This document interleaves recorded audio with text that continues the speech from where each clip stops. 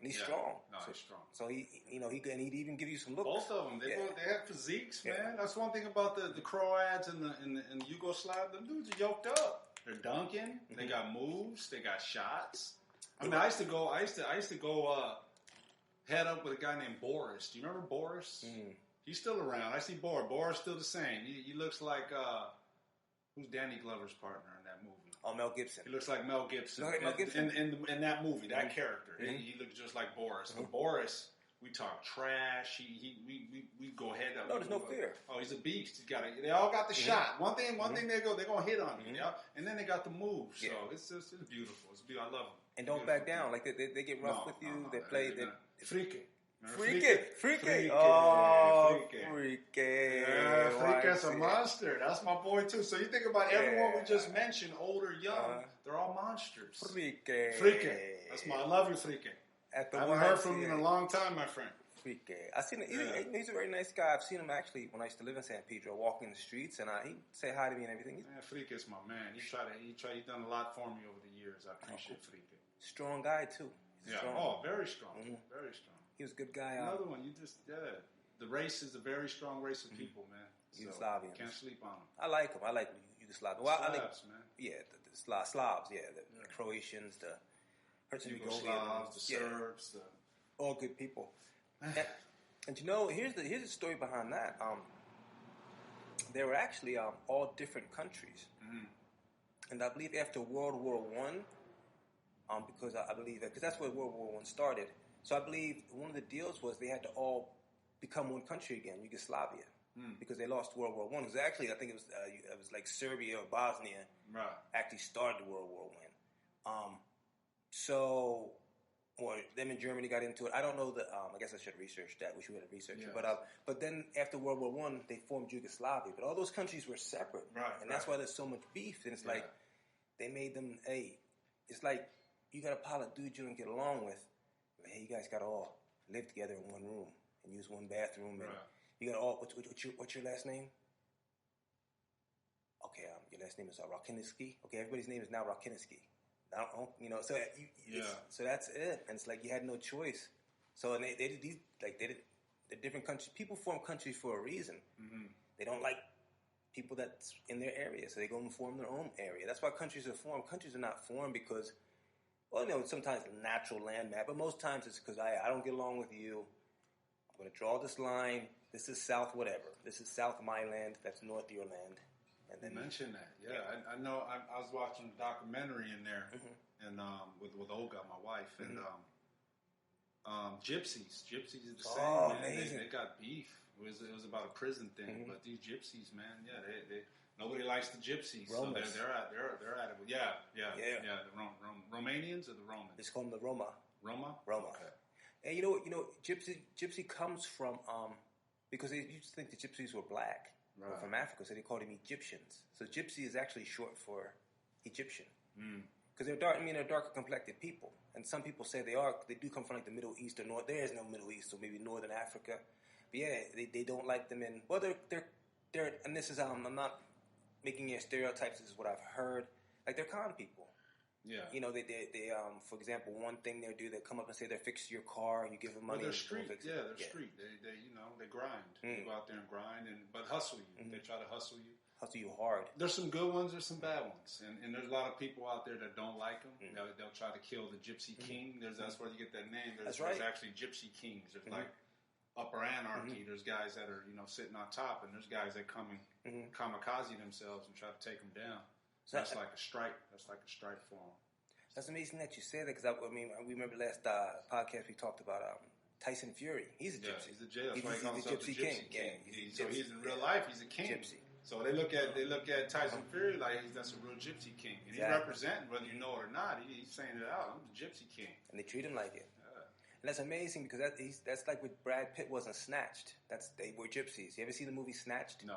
Get a chance, watch Snatched. It's an incredible movie, but it's about gypsies or whatever they call them in England. So that's what Tyson Fury is basically a gypsy. Yeah. He's basically the under. And he's a champ of the world. So imagine that. We're talking about how the gypsies aren't trusted. They're sneaky. They're this. They're that. No, And I look at him, he's the champ of the world, the Gypsy King, baby. So it's significant. Significant. It's very significant. And remember I told you I met him. Tell me about that again. I'll tell you about it again. Okay, so I go on auditions sometimes. I do the acting thing. And, little small stuff. So anyway, I was going to an audition. I think it was on Santa Monica Boulevard. I like to hit my Mike's Hard Lemonades. So after the audition, I go down and say, you know what, I got to go all the way back to Long Beach. And at that time, I didn't have a car, so I had to take the metro. Mm-hmm. So I said, man, you know what? I'm not going to make the gym in time. So I'm going to have to go to Hollywood and Highland has a LA Fitness, a very nice LA Fitness. So I hit my Mike's Hard Lemonade. I love Hollywood at dusk. I don't like Hollywood during the daytime, but at dusk and nighttime, Hollywood's cool. But at daytime, you see all the dirt and the grime and it's hood. If you ever come to California, if you ever come to Los Angeles, Hollywood is not what it appears. It is the hood. It's not pretty. Not pretty at all. And nothing about Especially in the daytime, like you said. Nighttime hides everything. Yeah. But at the nighttime, it fits because it's grimy and they got these little, it's cool at night. So I said, okay, I'm going to go to LA Fitness and work out. So I walk in the gym, and the way their gym is constructed is a little funny. It's I don't know, it's just different. So I walk around the corner, I see a basketball court. So I said, let me see who's playing basketball. I used to play basketball, not any longer. But I might start playing again after the COVID, or maybe I don't know. So I walk around and I see the gym. And I walk in the gym, I see this tall, pale guy with no hair. He's a beard. I walk, hey man, because I know boxing. I love boxing. And that's why I want to learn how to box, but I love the sport of boxing. Yeah. So I walk in there and see this talk, and I said, that's Tyson Fury. Wow, Tyson Fury's in the gym. So I walk in, and I start taking this picture, because I'm going to put it on the gram, and hopefully somebody will see me. And, I'll tell you, it was crazy after I didn't mention it last time. So, you know what, I'm going to put this on the gram to get, likes, and people love me, think I'm a celeb. So I take this picture. And if you ever see any documentaries, if you ever see any stories of Tyson Fury, there's always this little blonde-haired guy. I guess he really is a gypsy type. So he comes out, hey, mate, you can't be taking this picture like that, mate. What you doing, mate? He don't know you, mate. You just can't take a picture from him, mate. Who the fuck you think you are, mate? Yo, who you talking to, man? Number one, that accent lets me know you're in my country. So I can take a picture whatever in my country. You know what I'm saying? Plus, he's a celebrity. Hey, mate, you can't take his picture, mate. What's wrong with you, mate? What the fuck you think you are, mate? You ain't thinking right. So I was like, yo, I'm about to hit. And he looks like he's a boxer. I know how to box a little bit, so I'll probably be able to just hit him and run. So you were trying to take a picture at the time? Yes, I was taking a picture. To stop you? Okay. Yeah, he's trying to, because I was like, man, I was telling the dudes on the side, there's probably guys on the side, black guys on the side, they didn't know who he was. So I'm like, yo, he's about to win. Like, dude, we don't even know who he is. I said, he's about to win. Watch. Cause I like the other dude. What's his name? Deontay Wilder. Yeah. I like his story, and I like that he joined boxing to help his daughter. But I'm a Tyson Fury fan. I'm a boxing purist. So I was like, okay. So then all of a sudden, dude starts to get up, and Tyson Fury runs off the court towards us, and I'm like, damn. It's like a moose coming at you. So I'm like, man, I hope. And he's taking his watch off, and the only reason. Oh boy. Yeah, so I'm thinking about is he gonna hit me, or does he think I'm going to steal his watch? But his watch is coming off. And usually when somebody takes their watch off, I don't know. Maybe I'm thinking back. Maybe he did think he was going to have to. Maybe that wasn't because he's going to possibly cold call. Yeah. Planning for it because he's a boxer. That's the first thing. Because when I was taking this picture, he didn't mind. He likes that stuff. He wants to get himself out. He's actually personable. So I was taking this picture, and he's actually posing and stuff. Horrible basketball player. Tyson Fury, if you're out there, you're a horrible basketball player. Stick to boxing. You were double dribbling. You were missing layups. It was horrible. He was having fun. He was having fun. I was like, man, if I was on the corner with Tyson Fury, I was like, look, dog, you're going to have to, hey. That's a big body, though. Yeah, that's a big body. Yeah, I could say nothing. I was just like, hey, no. Okay, you're allowed to dribble 3 times. Oh, you're allowed 5 steps. Anyway, so he comes over. All right, mate, don't worry about it. Mate, you're cool, mate. Don't even worry about it. Hey, you want a picture of my mate? I'll give you a picture. So I go down and I take a picture. And like I said last time, because I wanted to take another one, because I had a feeling that picture did not look good. So I looked at the picture, and it looked like I looked so sweet. I looked like a groupie. You see this big, it looked like a couple's picture. It did. It didn't look like, it looked like a couple's picture, like we're at the beach on vacation together.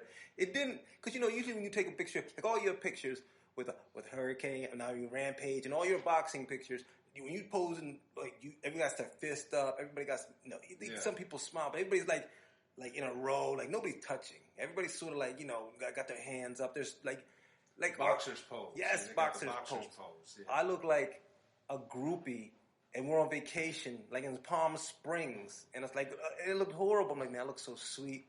Oh, and so I was like, man, I can't. So I put it on Instagram for like 3 hours, and I took it down. Some people liked it because they knew who Tyson Fury was, and then he happened to win. No, he happened to almost beat Tyson. No, it was a draw. The first fight was a draw, wasn't it? Him and I think so. Yeah. Yeah, so he drew him, but he should have won.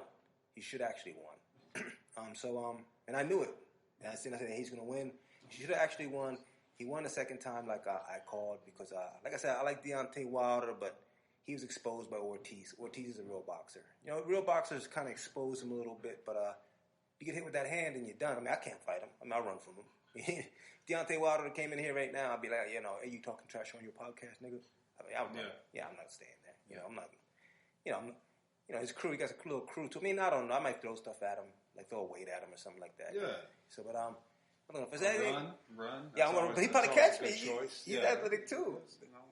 So yeah, so anyway, he came at me, and before he took the picture, yes, right, man. Maybe he was looking to cold card me. You don't take your watch off. Who's gonna steal from a boxer, dog? Well, the Gypsy King came out of him. He was thinking he's back on the streets. Yeah. And he's about to, what's going on? My boy's getting ran up on over here by this light-skinned brother. What's going on? He's taking his watch off. Then he remembered, I'm the Gypsy King. What am I doing? Last minute. I'm a superstar. I can't do this. Oh, sure. Let's take the picture. Sure, we'll take a picture. So he's ready to hit me. Then also his mind said celebrity. Quick, come on. They think quick. Yeah, boxing and they hit quick. The thing was, I must have looked intimidating. Because, you're not going to run up on a little guy like this. He must have been weighing in his head, man. So that's put it this way, and you know how Marty is with me, so maybe that was his Marty. Maybe that was his Marty. It was his Marty. You see what I'm saying? Yeah. So perfect analogy. Yeah. Perfect analogy. That was. So little Marty went and caused, like Marty doesn't realize, he went and caused a problem somewhere, and I had to go bail him out. So the Gypsy King had to come over and realize, okay, this guy's just taking a picture. Okay. Perfect analogy. Yeah. Perfect analogy. That's exactly what it was. So dude was picking on you. Yeah. Go ahead. Yeah. I was like, man, I'm not gonna, like you're not gonna pick on me. Like anybody in the gym is gonna pick on me. You're not gonna be the one with your little accent. So took a picture. Left. The picture looked horrible. I never posted. I think I actually deleted the picture. I still got one picture of Tyson Fury. I want to see it. I don't think it's that bad. I don't think it's that bad. I don't know, man. I mean, I don't know. Because you're very critical of yourself. I'm very critical of myself. But here's the thing. There's also a lot of haters out there who are very critical as well. So it's like I'll show it to you one time. Don't you look sweet? I mean, what you look like you was his girl or something? I mean, what are you trying to say? Well, not like a girlfriend. Okay? Yeah, I don't look like that. I mean, it looked like a couple. Look, it looked like a couple's pose. I want him just to stand next to me. But I'm taking the picture. He just stuck his face in the picture, like when a girl's taking. It looks like a girl taking. He might have kissed you on the cheek. He might have tried to kiss you on the cheek right there. We were that close, man. Yeah, he might have though. Did he kiss you on the cheek? No. I mean, it looks like the angle looks like we actually had like a foot of. All right. We actually had a foot of space, but the angle of the camera makes it look like we're cheek to cheek. Right. But it's actually like. Okay, I see. Plus, he has a big head too. Big white head, and I got like a tan face. So then you look at the contrast. It looked like the beginning to like maybe gay porn, maybe something about to start. Yeah, yes. Okay, I understand. But I didn't look like the top. I look like I was. Yeah, no. Because I want to see that picture. It was so sweet. Like I look like a groupie. Yeah. And I didn't want to look like a groupie. It happens. You were awestruck. You were awestruck. Come on, it's Tyson Fury. Okay, now listen. Just a little bit. I have to debate you. That was not awestruck. I just wanted a little bit. Not even a little bit. No, I was happy to see him. Okay. But here's the thing, I had in my head the kind of picture that I wanted. When I saw him, okay, I want us to get a picture together. Then his friend, through my whole thought process, saw him. So now, and Tyson Fury's running at me, so now I got these, so now, I just want to get a picture, that's it. Right. So it doesn't matter the pose, now, it's already been used, so I can't pose it. It's a quick, like, just to get me out of there. So, I understand. So now it's impromptu picture, came out horrible. Yeah. That's crazy because a lot of times you even pose. I'm sure you pose in the mirror. I'm gonna get this look. My chin's gonna be here. I'm gonna get a little smirk on my face. I'm gonna squint my eyes. Yeah. And then when the camera's out, you lose all that. Everything's all off. You're standing wrong. Yeah, I know. It gets tough. It's very tough, and that's why I always take my own picture. But I did take my own picture that time, and I messed up. That's the only time I've ever messed up, because I hate when people take your picture, and they look good, but you look horrible. Bad angle. Yeah, that's why I got to take like 5. Just be like, please, can we take like 5 pictures? Just take 5 of them. Exactly. Good. All kinds of undercarriage. I hate when the undercarriage. I hate when people take pictures, because no matter how thin you are, if they take that undercarriage, you still look fat. You always got to take the picture. And that's why the girls take those bird's eye pictures. They know what they're doing. Yeah, they hide it. That's why they're up in the air. Women are the best picture takers. They hide it. Women hide all angles. Everything. They get the makeup. They get the makeup in the shot. They get everything they want you to see. They know what they're doing. You won't see a wrinkle. You won't see a flaw. Never. That's women. Especially the selfie. The selfie takers. They pucker their lips. You know how they do it. I one time saw a girl on Tinder, and she took these pictures on Tinder that were phenomenal. Okay, in the picture, she looked like she was about 115, 120. I met her. She was like 185. Wow. Like, I don't know what happened. That's a lot to hide. They do. They know how to use the angles. You know, it's all good. 185. Why not? No. You know, it's all good. That's like dating a guy. That's like dating a... Solid? Well, I'm 185. That's what I'm saying. Yeah, okay, so, let's say that's funny, man. See, that's what I'm saying. That's kind of tough. Yeah, it's tough, man. But back to what we were saying, Marty, but not Marty. The Gypsy King's Marty. Yes. I'm going to go to Marty, my Marty. Yeah. He was like that. Yeah. Marty would cause trouble. That we'll just be hanging. Yeah. Even at work. We used to work at Highlands. What was it? No, not Highlands. That other club, Vanguard. Vanguard in Hollywood. Big Maverick, the whole team. We there. I was only working just because it was just fun.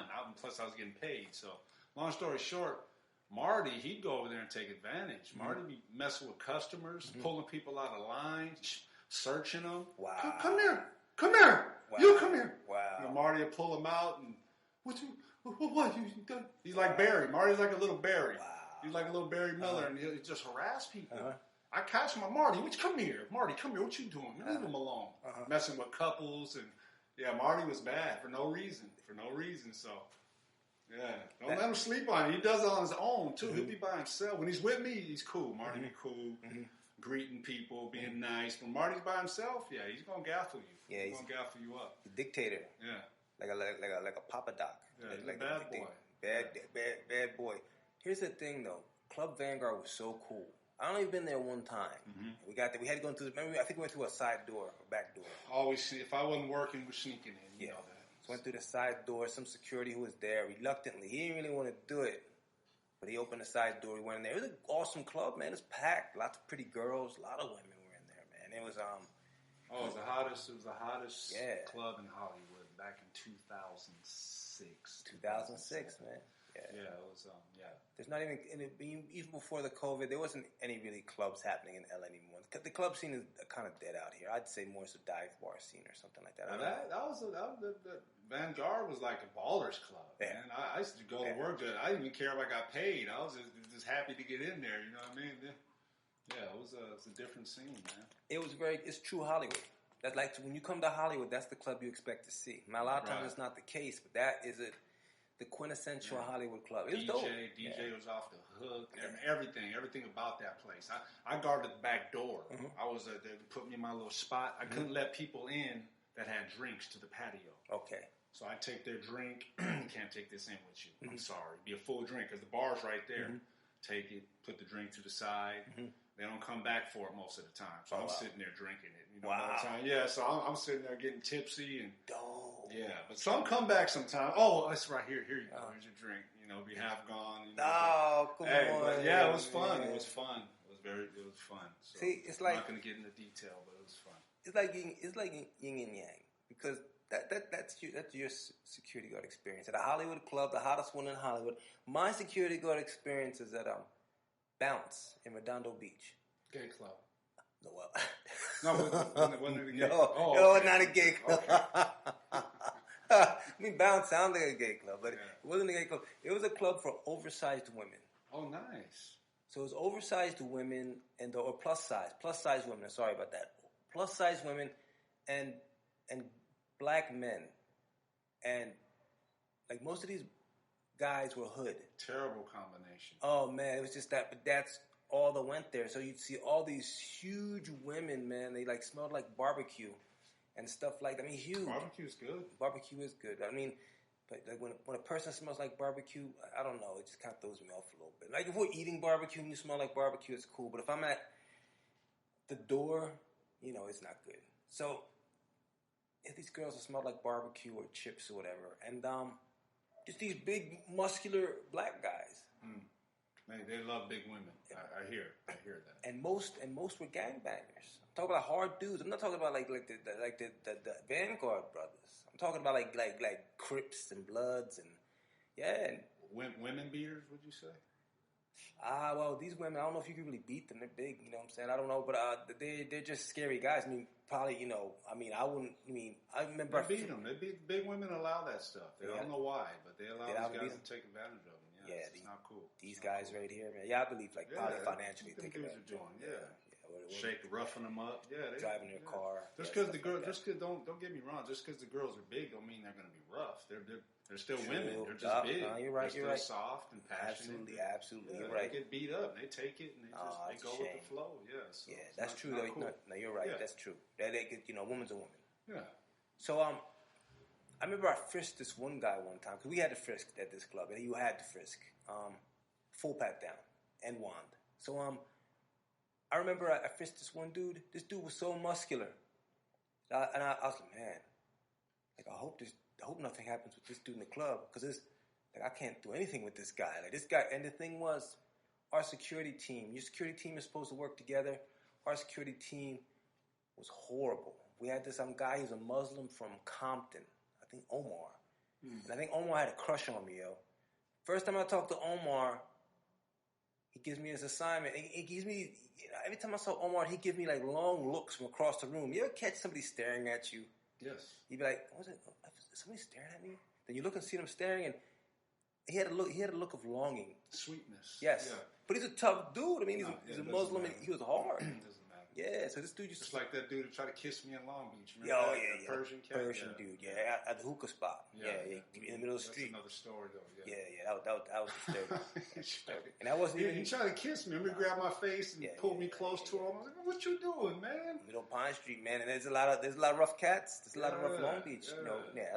That was weird. I couldn't hit him. I put my fist up and everything. I act like I want to hit him, but he was too sweet. I looked into his eyes. He had love in his eyes. I was like, he ran, man. Leave me alone. I didn't even know what was happening. Yeah. I thought we were gonna have to get down, but we didn't. He just came out of nowhere and tried to kiss me. Man. Wow. Yeah, you remember that? You didn't see him grab me and try to kiss me. Yeah. Not the last minute I saw that coming out of the hookah spot. They had the hookah spot.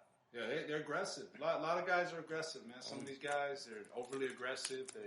Maybe they thought I was gay. I've been mistaken for being gay many a time. So that's just the area in Long Beach. Like, is that what it was?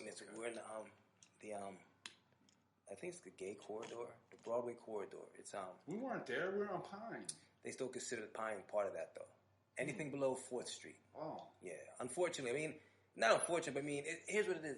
Long Beach has the second highest gay population behind San Francisco. So it's like when you come down past 4th Street or 7th Street and go south toward the water, I mean, the rules change. It's just the rules change. So, but I mean, Pine Street is supposed to be sort of like a neutral area. Pine Street is supposed to be the area where, it's supposed to be not off limits, but it's like if you go over to Broadway, I mean, you have to deal with some stuff. But Pine Street is like it's neutral, area. right? Yeah, neutral. Like if a gay couple or a female or male wants to go to line, they just cruise over. That's cool. Nobody judging anybody. Yeah, nobody's supposed to be. But I think he broke one of the codes there though that day. I mean he crossed the line. You can do that on Broadway. I mean, is it Broadway? All Broadway. You can snatch them up and kiss them all you want. But on Pine, no. We just parked the car. We just got out the car after hitting the Hennessy. You got rushed. Yeah, try to kiss me. You got rushed, man. It's cool though. It's cool. Yeah, everything. You handled it well, man. You handled it well. You handled it well. No, man, I'm a nice guy. But this club, man, we had the security did not get along. Like we did not have each other's backs. So if stuff went down in that club, because I did the front sometimes I did the interior near the bar. I rarely did the back. There's a Puerto Rican guy from Culver City. He worked the back. There was this cool white dude, man. That was my boy. Actually, he was the one I was friends with the most. He's like a writer. And I think he was like an ex-soldier. And he did the sort of weaving in and out of the crowd. Real cool cat. Up top was his Crip. shady dude, man. Just a shady, just a garbage dude, man. But he'd be the one point out all the gangbangers, like Treetop, Shoreline. He could see somebody point out in the nutty blocks, so he'd point out the gangbangers. And just this dude, he's mixed, but he looked like a southern white dude. And we didn't have each other's backs. If stuff would have broke out in that club, we were done. Mm-hmm. You know, we were done. There's nothing. We had to run. So I knew when I frisked this guy, I knew that this is trouble. Like there's nothing. Like if this dude decides to get wild, there's nothing I can do but pray to God, lace my shoes up, and run. Well, I'm big monster, huh? Yeah, big monster. No, there's nothing you could have done with him. Yeah. I mean, I'm picturing, as you're speaking, I'm picturing just a big old, was he a brother? Black? Just a big monster. How tall was he? About 6 foot, middle complected, had traps, big ass traps. He's just a big muscle, man. No fat. But I felt no fat on him. There was no fat. Like there's nothing, because sometimes you might hit the side, you feel a little around the stomach. Yeah, you might feel like a little, best shape you're in. But this dude had none. It's just like you were padding like a statue. And I was like, man, this guy goes crazy. Nothing you can do. I've seen it. I've seen it firsthand, a monster like that. I've seen it. Done. So, and he's quiet. So that's the worst thing. He wasn't in there talking trash. Because usually people walk in and talking trash, and then you go, okay, well I'm gonna tag that chin because But with the quiet ones, the quiet ones, like they might not step. They're usually the ones that can take you out, hurt you bad, kill you. Man. Yeah. So I was like, man. But this is like every Saturday. So and I didn't like going there. I mean, and we used to get free drinks at the end of the night. There's a few girls in there who work there, bartenders and stuff. I would like, and I would try to. Passively aggressively kick it too, but big women. So just the total opposite of Vanguard, basically. But that's like yin and yang. Redondo Beach. Exactly. You're in Hollywood. I'm in Redondo Beach. Right, so right. Yeah, that's what I'm saying. It sucks. So hey. But it still gets rough. It gets rough. It got rough there. As soon as it started getting rough, that's when I quit. It wasn't a fantasy anymore. I wasn't having fun anymore. When I had to jump into a fight. Yeah. I'm like, I'm done. I'm done with this. I'm leaving. No more. I quit. Dude I tried to save a dude. Uh-huh. There was like 7 dudes beating up one guy in my little corner where I let people in the patio. Uh-huh. And I see him. I look over my shoulder and I dive in the pile. Uh-huh. I turn around and just dive in and then get the guy. I jump on top of the guy they're beating. Push a few guys off. And I look up. One guy had his fist ball looking dead at me. Uh-huh. He just pulled back. Another guy snatched the guy up again. I just backed off. Nothing I could do. It was 7 of them. I just backed off, and they commenced a beating on him. I tried to call help for backup. It was just nothing you could do. Well, Marty should have been there. Marty was working the front, harassing people. He was harassing the wrong people, but it was just so loud. And the funny thing is, we all have microphones, and I didn't have one that day. So I couldn't. I was acting like I'm calling in. I'm reaching my shoulder. There's nothing there, but I'm tired. I'm acting like I'm pointing at my shoulder, like, "Hey, I'm calling in. You guys better stop." Nobody was there. Music's so loud. The guys fighting. My partner was like 10 feet away from me. I'm trying to yell at him. He couldn't see nothing. Didn't turn around. Dude was getting pummeled. By the time I got a hold of someone, dude was just beat up. The other guys left. They dispersed. They left the scene. It was all bad. So think about this scenario. Because it's like when you watch a Quentin Tarantino movie and you watch that scene, but then you see how that scene started. What if those guys were at the front, happy, having a good time, ready to come party, talk to girls? They come in the club and they hear this. Hey, you, come here. You think you're tough, huh? Put your hands up, huh? No, shut up. You want to get in? Shut up. No. You know what? You wait 30 minutes. Then they're getting hot. They're getting mad. Like, what the heck is this little security guard? This little dude at the front. So by the time they got in, they were pissed. Like, man. Whew. So it's Marty's fault. I'm listening. Yes. So they probably got to the back. They said, man, you know what? First dude who raises their voice to us, we're like, we're going to smack the heck out of that cat. And the dude who's in back probably said, hey, that's my spot. Yeah, boom, ba ba ba, da da ba ba, da da da da. Marty. Yeah, it's probably Marty. Yeah, Marty is a monster. I used to hide and watch him. I used to watch him torment people. Marty's a bad. I said, Marty, you're a bad man. I see you doing it, Marty. You need to stop. Marty's like 5'2", 130. Legitimate 5'2". Got a little muscle on him. He got a little muscle on him. He just chip on his shoulder. Marty walking around with a chip on his shoulder. 5'2". So yeah, he picks on people. Yeah. I told him to stop that too. So when he gets in power position to pick on people, yeah, he'll definitely get in the power. Yeah, you get the power. It's not that's that Napoleon. Even though they say Napoleon was like 5'10", 5'11". They say Napoleon wasn't even a short guy. Yeah, it's a big boy. And one other quick story. You talk about the big buff dude. I don't know how that ended. The Mike Tyson walking around, but it happened to me. I was in Hawaii with Jay.